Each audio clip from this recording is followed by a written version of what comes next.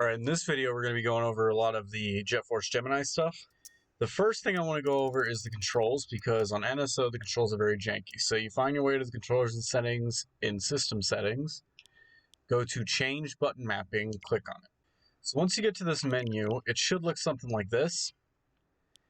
Now I already have a preset set up. You can look up videos on how to do it. It's not really complicated. It's literally just hit the button, change it to work like something else. It also works on the Joy-Cons, but you have to change each one individually.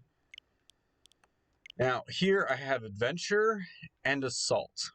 I'm going to show Assault first because that's the one that you'll probably use throughout most of the game, as this is the one that makes it the most like a twin-stick shooter, like most common. As long as you hold down the ZL button, you will always be in lock-in mode. When you use your left joystick, you'll be able to walk around like this. Then using the right, you can turn, look around. Now you have to deal with inverted controls, so up and down or backwards. Unfortunately, that's just something you're going to be stuck with no matter what, how you play. The Y-axis is backwards. This also changes your shoot button to ZR instead of what would be ZL by default. Additionally, because you cycle guns with A and B, you can actually now do that with R and L. I may have it backwards in terms of left to right. I prefer, and this is just something to note, you could switch the A and B around. I prefer it to cycle up with R and down with L. That might seem weird to other people, but it's because it's going in the order of like when you unlock it.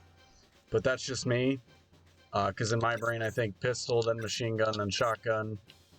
You can adjust it as you need, but basically it makes it so your left and right bumper works to cycle through your guns, so you don't have to keep fumbling, like take your thumb off the stick to switch to the shotgun mid-shot.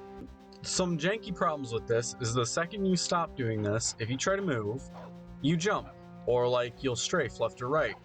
Or normally if you're playing as Vela or Juno, you would crouch here, but as Lupus here, you just howl. Unfortunately, he's the only person I have access right now, so I kind of have to deal with him. With this, you can move around with the right stick, so if you need to do the platforming parts, you'll just have to get used to doing this. And get used to the weird thing of just jumping and then holding up to do your glide. This is the reason why I would not recommend this for the platforming and adventure portions. What I instead recommend you do is you swap your button mapping to this adventure preset, which is the same thing except the left and right sticks aren't switched. So it works as normal, closer to default. It just changes your aim button to this, your shoot button to ZR, and then you can walk around with the joystick as normal, jump with the right stick, swiping up, which is preferable to doing the platforming. Technically, you could also, oh, never mind, because it's not A. You could also do one other adjustment if you're just dealing with pure platforming. And here, there's control mode. I don't like normal, because what that will do is will completely remove your ability to strafe forward and backwards. So when you're locked in like this, you cycle through your guns. You can still move left and right with the right stick, or if you're playing on the assault control setup, you'll still be able to move left and right with the left joystick, but you won't be able to you won't be able to strafe forward and back. But what makes this one better, you also won't be able to cycle through your guns for this exact reason. A is now your jump button, and B is now your crouch, which is howl with Lupus here. So for platforming purposes, this is the better control scheme so that you can actually get around.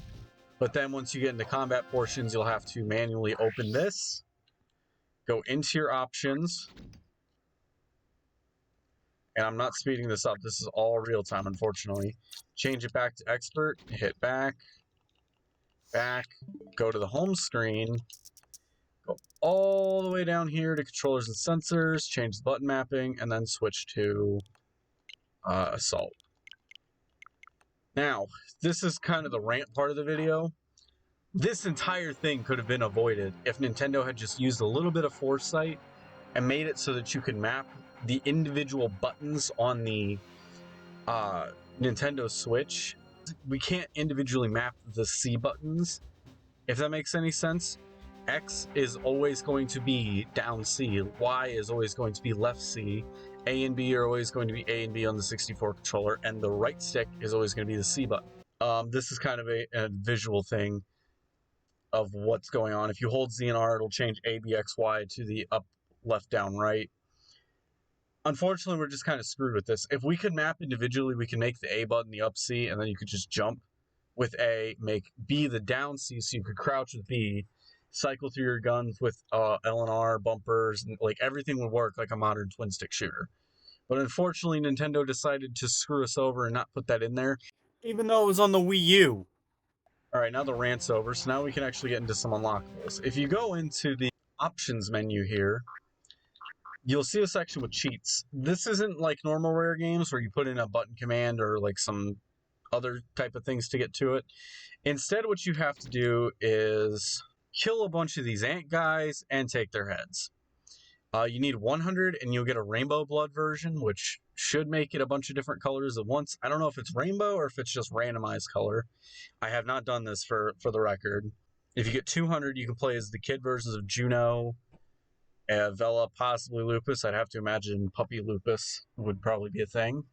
With 300, it'll turn the ants into pants with like stick figures in them, I believe. From what I've read, that's what it does. Don't quote me on that. I kind of want to see it for myself, so I haven't looked it up. And then there's also a lot of unlockables for the deathmatch. So you'll see multiplayer here. And that's because you can actually do this versus battle thing with each other. And as you unlock characters, as you find totems throughout the world, you'll unlock different characters. So I think you automatically start with Juno, Lupus, and Bella, but I'm not entirely positive. And then you can get other enemies to play as. As you can see, these are the ones I have. I'm going to put a link in the description to a video that will show you where they all are. If you want to go hunting down the totems, you'll probably need to beat the game to do that, which is why I haven't bothered with it yet. Today I'm doing a double upload, so I'm also putting up a beginner's tips for Harvest Moon, mostly just stuff that I wish I'd known when I started. I don't know that much about Harvest Moon. It's one of my brother's favorite series, not as much mine. I'm just now getting into it.